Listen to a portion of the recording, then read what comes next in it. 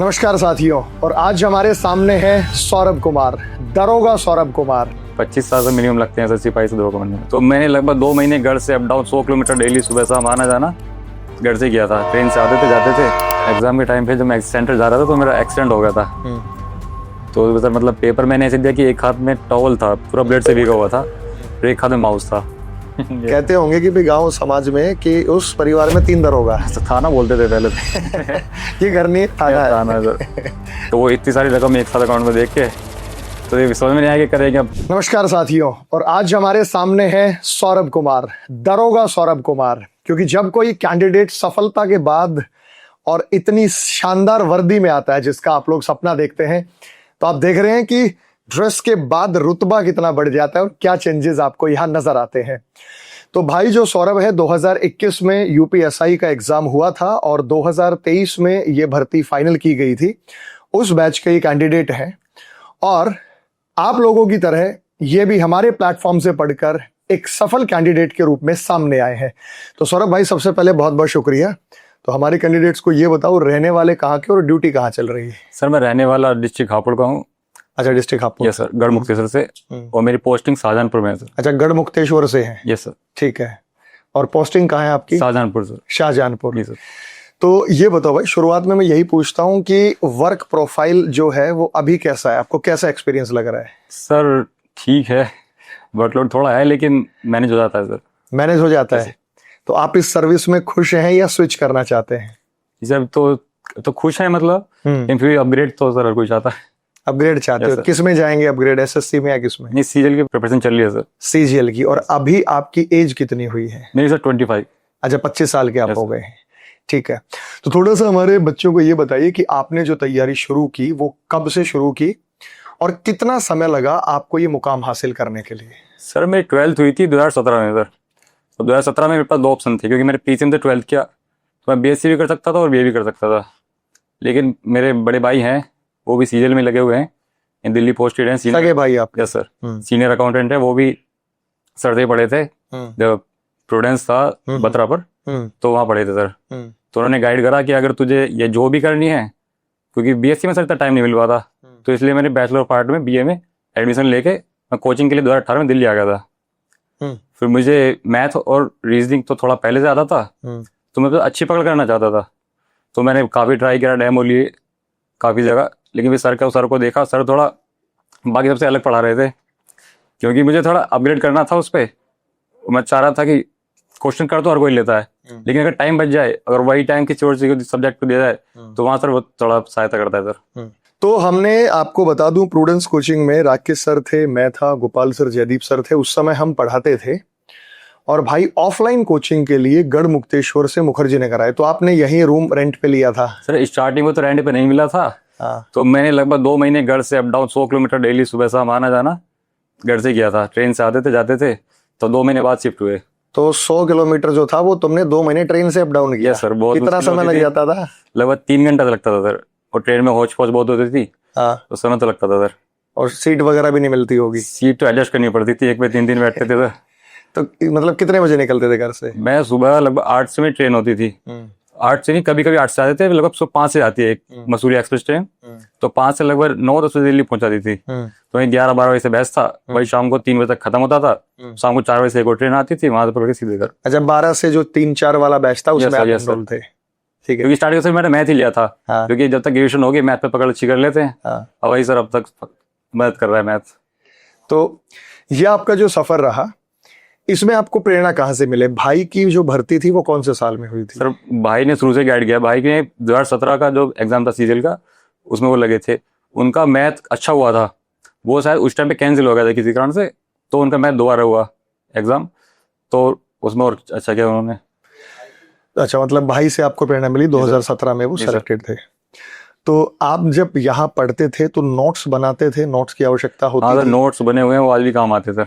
आज भी काम आते हैं? मतलब आप ये कह रहे हैं जो नोट्स बनाते उसमें सब सवाल लिखते थे या कोई कोई लिखते थे? सर जो ट्रिक्स होती हैं, जो हम भूल सकते हैं, जो हमें जरूरी है, तो उनको नोट करना बहुत जरूरी है। बाकी सर प्रैक्टिस तो जितना करेंगे सर उतना ही फायदा देगा। मतलब मेन काम इसमें प्रैक्टिस का है। ट्रिक्स आपने लिखी और प्रैक्टिस किया। Yes sir.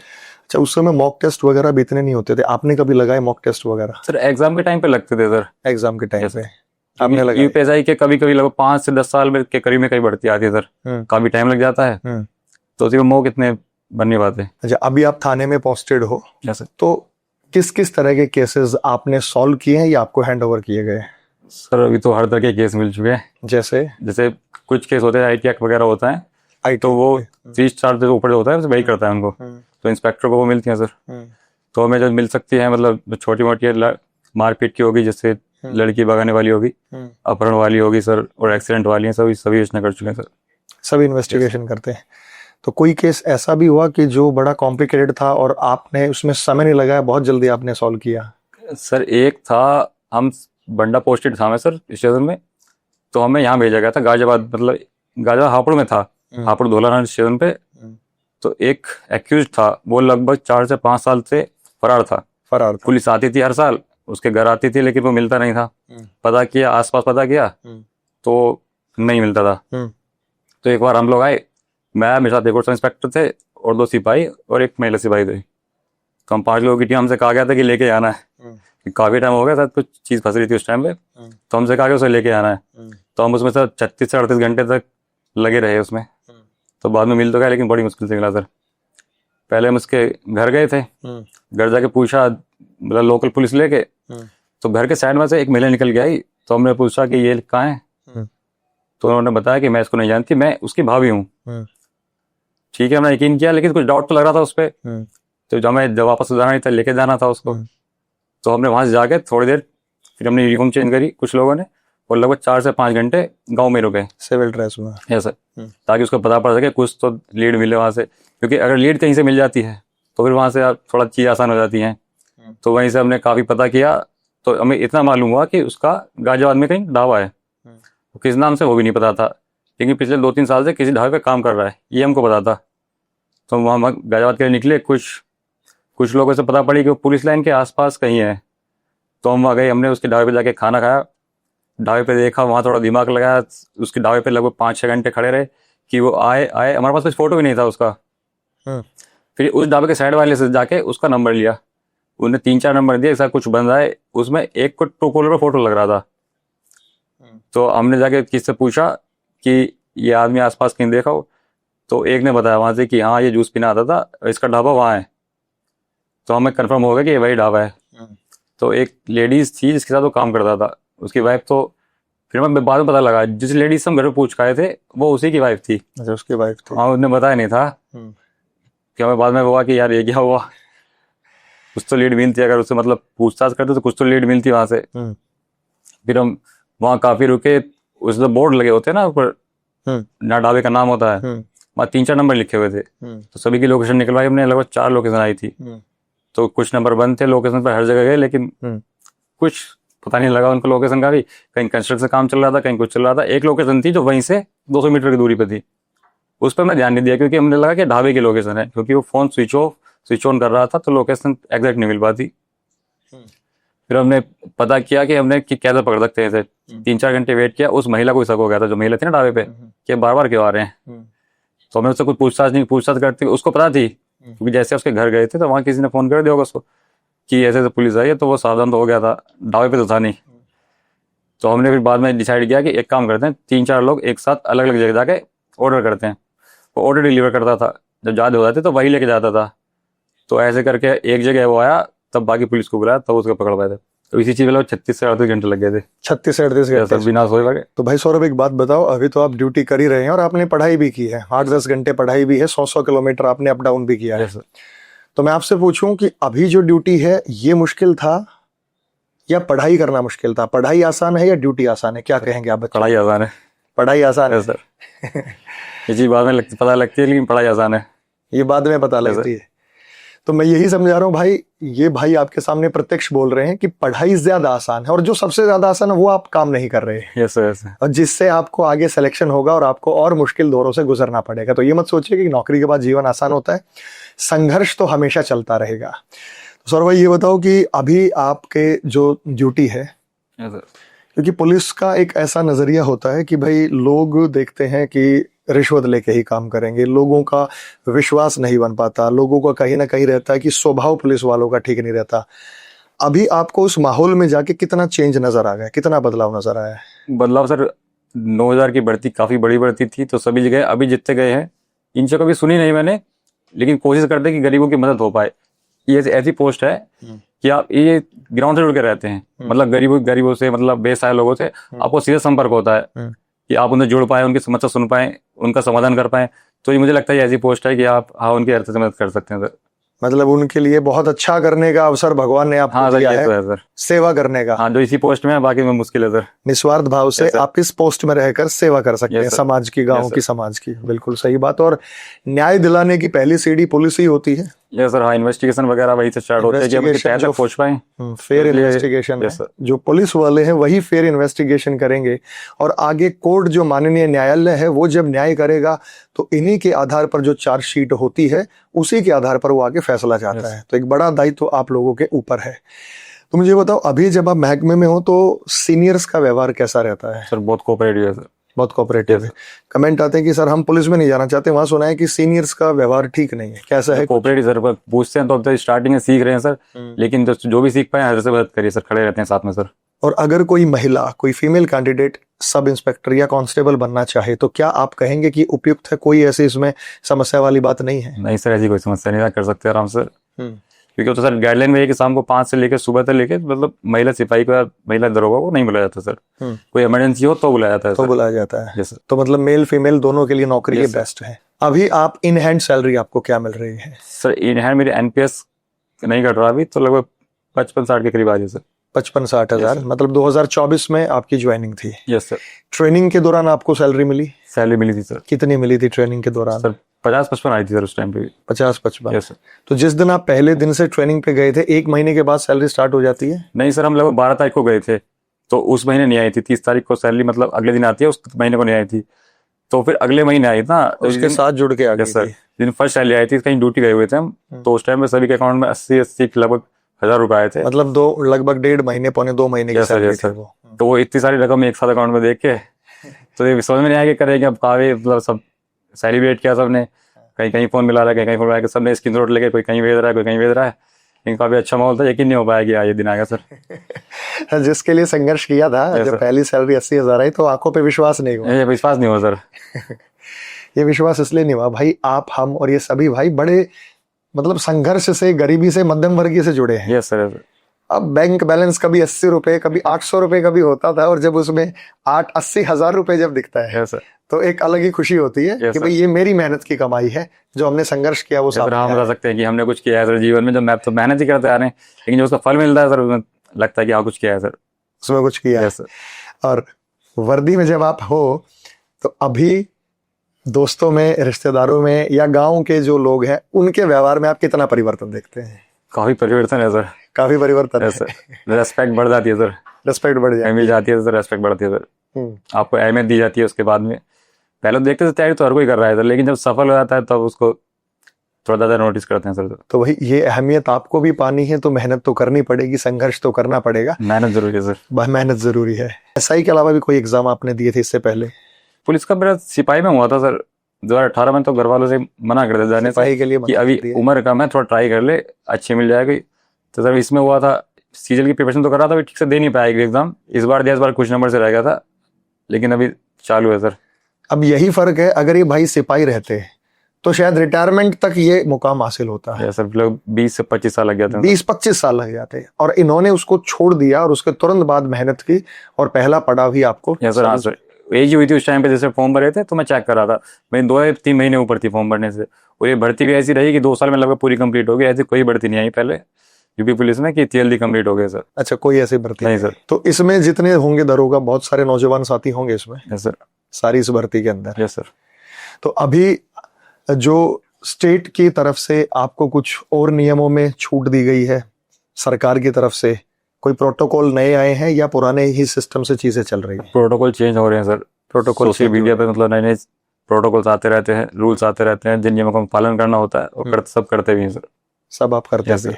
तो अगर आप ये माने भाई सौरभ, कोई एक बिल्कुल फ्रेश कैंडिडेट है जिसकी ग्रेजुएशन पूरी हुई है, क्योंकि देखो आने वाली भर्ती फिर से यूपीएसआई की है, यस सर। दोबारा से भर्ती आएंगी।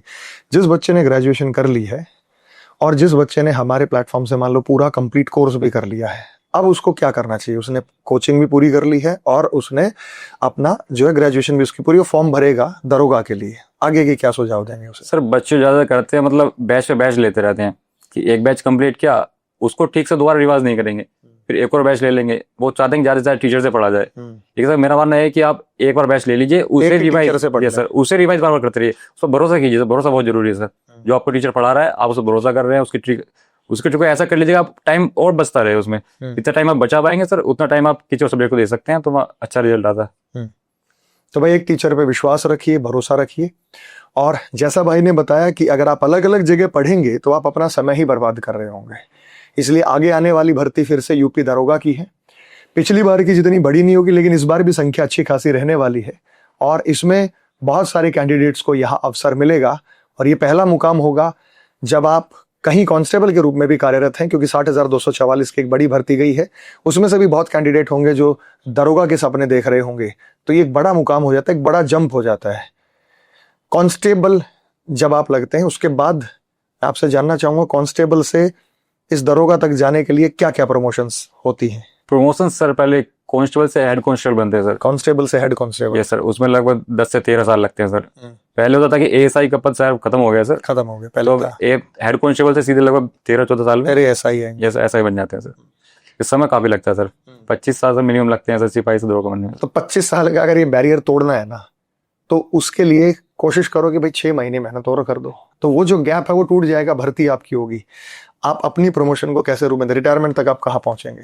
सर अगर रोल ठीक रहता है और प्रमोशन, अब तो काफी सुधार हो गया प्रमोशन में, 8-10 साल में आप इंस्पेक्टर, फिर इसी एज में मतलब सीओ बन जाएंगे, डिप्टी एसपी सर। फिर अगर ठीक रहा तो आप 10-15 साल में सर एडिशनल तक जा सकते हैं। एडिशनल एसपी तक आप जा सकते हैं प्रमोशन में इसी के माध्यम से। चलो बहुत बहुत बढ़िया। आपका रुझान है कि आप डायरेक्ट आईपीएस के थ्रू जाएं? कोशिश तो सभी की रहती है सर, लेकिन अभी सोचा कि इससे पहले बेटर मिल जाए, कुछ थोड़ा समय मिल जाए सर। समय थोड़ा कम मिलता है, लेकिन जितना मिलता है कोशिश करता है कि अच्छे से मतलब उसमें पढ़ पाए। पहले ये चुन जाए फिर सर आगे की सोचते हैं। और आपके घर से आपके ड्यूटी का डिस्टेंस कितना है अभी? ड्यूटी से सर लगभग 280 किलोमीटर पड़ता है सर। मतलब कभी कभी वीकडेज पे आप आ जाते हैं? वीकडेज पे नहीं, मतलब मंथ में छुट्टी मिल जाती है। छुट्टी मतलब काफी सुधार हो गया, पहले नहीं मिल पाती थी, लेकिन अब अधिकारी काफी अच्छे आने लगे हैं, तो समझते हैं दिन भर काम करते हैं तो छुट्टी मिल जाती है सर इजीली। तो महीने में कितनी छुट्टी आपको मिलती है जो आप घर? साल में 30 मिलती है, 30 ईएल होती है, 30 सीएल होती है। साल में 30 ईएल अर्न लीव है और 30 कैजुअल लीव? नहीं सर, 30 इमरजेंसी लीव होती है और इमरजेंसी लीव। यस सर, और 30 कैजुअल लीव सर। साल में टोटल 60 छुट्टियां हैं? Yes sir. ये फुल्ली पेएबल छुट्टियां हैं? Yes sir. ठीक है, मतलब ये आप कभी भी अवॉइड कर सकते हैं। अगर आप ईएल नहीं रहते हैं तो नेक्स्ट ईयर जुड़ जाती है सर। इमरजेंसी जो लीव है yes, हमारे यहाँ अर्न लीव बोला जाता है, वो जुड़ जाती है और वो रिटायरमेंट के टाइम पे आपको ग्रेचुइटी के रूप में शायद उसके जो उनकी सैलरी आती है सर, सैलरी आपको मिल जाती है रिटायरमेंट के समय पे। तो सौरभ ये बताओ कि दरोगा या यूपी का कांस्टेबल का एग्जाम देखें, एसआई का, उसमें रीजनिंग का एक बड़ा पार्ट होता है। Yes sir, reasoning. तो कहाँ से कैसे तैयारी की, कैसे अनुभव रहा? सर रीजनिंग सर ऐसा सब्जेक्ट है कि आप उसमें फुल मार्क्स कर सकते हैं। अगर प्रैक्टिस अच्छी है, आपके टॉपिक्स क्लियर है, बेसिक क्लियर है, तो आप अच्छे नंबर ला सकते हैं। सर यूपीएसआई के टाइम पे मेरे कुछ टॉपिक थे जो नहीं थे, तो मैंने वो आपसे ही गए थे सर, आपकी क्लास देखी तो वो काफी अच्छे हो गए थे, वो गलत नहीं हुए थे। अगर आप किसी भी मतलब पेपर में मैथ और रीजनिंग आ रहा है उसमें अच्छे नंबर आते हैं तो आपके चांसेस बढ़ जाते हैं सिलेक्शन में। सिस्टर ने कहाँ से पढ़ी? सिस्टर ने सर आपसे पढ़ी थी, हमने एक ही बैच लिया था, उसी में से दोनों से कर लिया था सर। अच्छा, उसी में से आप दोनों? कुछ टॉपिक्स थे जो क्लियर नहीं थे सर, आपने अच्छे से क्लियर किया सर। तो आपको लगा कि जो रीजनिंग है मतलब बहुत अच्छा स्कोर रहा रीजनिंग में? हाँ सर, वो बहुत अच्छा रहा। बहुत अच्छा रहा है सर। आप ये कहेंगे कि रीजनिंग मैथ्स अगर मजबूत है तो सिलेक्शन के चांसेस दोनों बहुत जरूरी है सर, रीजनिंग तो ज्यादा, क्योंकि मैथ में सर ये है कि बहुत लोग कहते हैं मेरा मैथ वीक है, लेकिन रीजनिंग को नहीं है कहता सर। रीजनिंग के जितने प्रैक्टिस आप करेंगे तो अगर आपको कोई अच्छे से टीचर से पढ़ रहे हैं तो बहुत मदद करता है सर, रीजनिंग में काफी आपको मदद मिलती है। और अभी आपको क्या लग रहा है, उसी पैटर्न पर ही एग्जाम रहेगा? सेम रहेगा सर। सेम रहेगा, ठीक है। और कुछ आप बताना चाहेंगे? एग्जाम के टाइम पे जब मैं सेंटर जा रहा था तो मेरा एक्सीडेंट हो गया था, तो सर मतलब पेपर मैंने ऐसे दिया कि एक हाथ में टॉवल था, पूरा ब्लड से भीगा हुआ था, फिर एक हाथ में माउस था, उसे पूरा पेपर ऐसे ही देना पड़ा, उसी से कैलकुलेशन करनी, उसी से माउस चलाना। अच्छा, एग्जाम पे आप गए तो बाइक से जा रहे थे, कैसे? नहीं सर, आगरा था मेरा सेंटर, सेकंड शिफ्ट में था, 12 नवंबर को डेट याद है, वो हमेशा याद रहेगी कि मैं आगरा पहुंचे। उसमें मेरे साथ भाई भी गया था एक, कज़न भाई था, वो भी गया था। तो वहाँ पहुँच के फिर उनका फर्स्ट शिफ्ट में पेपर था, तो वे करीब 8 बजे पहुँच गए थे।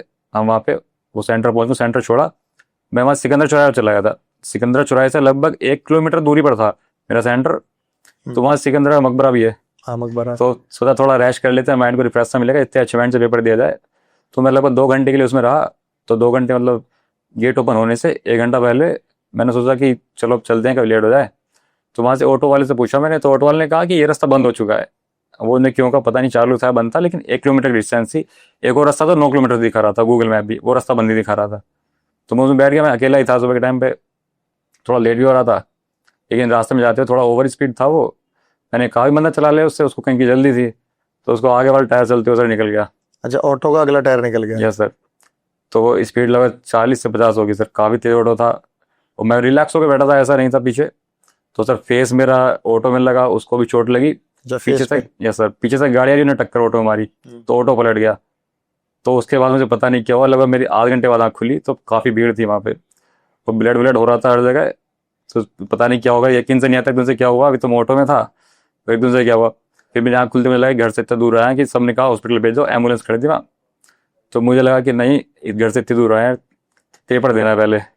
मेरे दिमाग में पहले लगा पेपर देना है मैंने। अच्छा, फर्स्ट एड भी नहीं लिया आपने? नहीं सर, कुछ नहीं, वहाँ था ही आसपास कुछ नहीं था? थोड़ा पोर्ट से मतलब वैसा इलाका था, रूरल इलाका था, तो वहाँ कुछ मिला नहीं। तो मैंने यही कहा उनसे कि पेपर देने जाना है, भीड़ को हटा के, क्योंकि ड्राइवर को काफ़ी चोटें थी, मुझे भी थी। शॉर्ट लेफ्ट हैंड में थी? नहीं सर, फेस पे थी। फेस पे थी? जैसे यहाँ की नस वगैरह कट गई थी और नाक से अंदर से ब्लड आ रहा था ये। और डर तो मैं भी गया था। मैंने सोचा घर पे नहीं बताते, मैंने घर पे नहीं बताया था कि खामों के घर से इतने दूर हैं, अकेले हैं, डर जाएंगे, तो इसलिए उनको नहीं बताया। फिर वहां से एक आदमी थे, मैंने उनको कहा कि मुझे पेपर देना है, वो कहीं जा रहे थे अपनी वाइफ को लेने, तो उन्होंने मुझे लिफ्ट दी। तो लगभग 2 किलोमीटर दूर जाके उन्होंने मुझे सेंटर पर छोड़ा। आसपास देखा, फर्स्ट एड भी हमें नहीं, कहीं नहीं मिली थी, लेकिन ब्लीडिंग तो नहीं रुक रही थी। तो सेंटर जाके आसपास पूछा, कहीं हेल्प नहीं मिल सकी। कहीं लोग थे जो पेपर देने आए थे, और वो आए, पूछा क्या हुआ, बताया, लेकिन किसी ने कोई मदद नहीं करी उस टाइम पे। तो घर वालों से मैंने कहा बता देते हैं, कभी कुछ मिस हैपनिंग ना हो जाए, तो उससे पहले बता देना चाहिए, ये तो रहे, बता दिया। तो उस टाइम पे कॉल करके बताया, घर वाले सभी डर गए कि क्या हुआ। मैंने उनको फोटो भेजा, तो ब्लडिंग कुछ ज़्यादा थी, टावल से मैं ब्लड पूछता रहा, वीकनेस तो आ रही था, आदमी ब्लड देखता है थोड़ा। तो मतलब एग्जाम, आप उसी हालत में एग्जाम देने गए? मैं सेंटर गया, सेंटर में सब इंस्पेक्टर थे, उन्होंने देखा कि हाँ ये है, तो उन्होंने पुलिस भेज के, 2 सिपाही भेज के, तो मेरे लिए फर्स्ट एड वगैरह मंगाई। काफ़ी दूर से लाए थे वो भी, तब मैं मतलब अलग से चेकिंग हुई मेरी। मुझे भी लगा था क्या पेपर दे पाऊंगा नहीं दे पाऊंगा, लेकिन घर वालों ने मना किया था, सेंटर से बाहर ही तो घर आ जाए, फर्स्ट एड जा, हॉस्पिटल जा, नाक का एक्सरे करा फेस का, उसके बाद तो कुछ मत कर, पेपर कोई नहीं, और नौकरी लग जाएंगी। लेकिन फिर भी तो इतनी दूर आके पेपर दे लेते हैं, मैंने समझाया उनको, कोई नहीं, बाहर निकल के तब मैं दिखा लूंगा एक्सरे वगैरह, तब हो जाएगा। तो आपने उसी हालात में पेपर दिया? यस सर, उसी हालत में पेपर दिया सर। तो उस समय ब्लड वगैरह पूरे कपड़ों पर होगा? एक रुमाल था ऐसा तौलिया सर, दोनों ब्लड से लथपथ थे। दोनों ब्लड से लथपथ थे? और दिख भी नहीं रहा था स्क्रीन पे क्या चल रहा है, लेकिन फिर भी थोड़ा थोड़ा दिखा। मैं तो रीजनिंग पर अच्छा फोकस किया, पता नहीं मैं करता गया, ये नहीं पता कर गया। भगवान ने आपको शक्ति दी?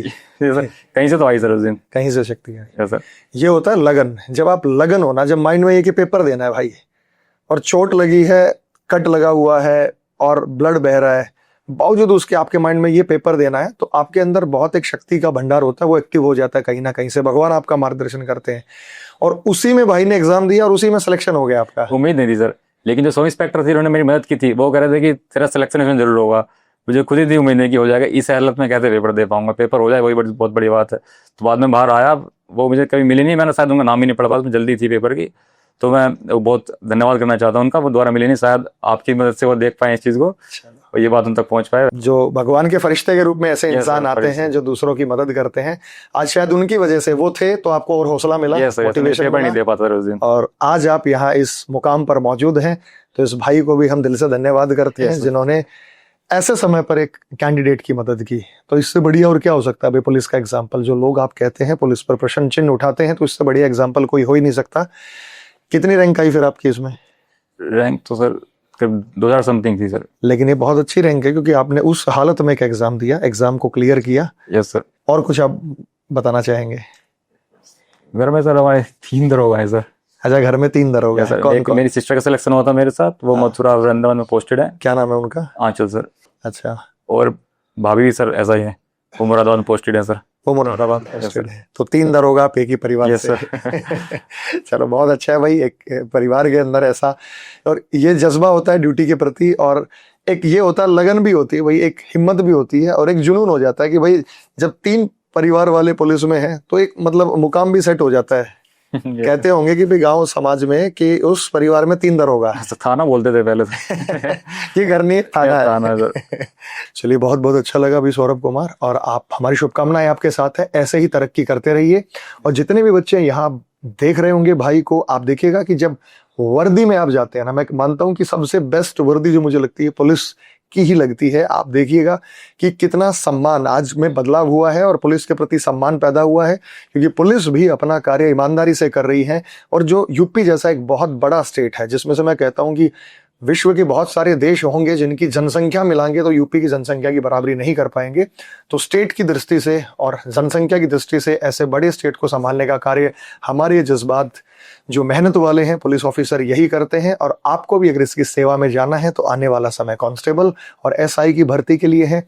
मोटिवेशन आपको मिलता रहे, इसलिए इनके इंटरव्यूज आपसे रूबरू कराए जाते हैं, परिचित कराया जाता है, ताकि एक आम गांव का बच्चा भी अपने गांव में बैठ के सपने ले सकता है कि मैं भी इस पोस्ट के लायक हूं और मैं भी इस पोस्ट पर जल्द ही सिलेक्शन लेकर आऊंगा। मिलते हैं नेक्स्ट सेशन में। बहुत बहुत आभार। जय हिंद।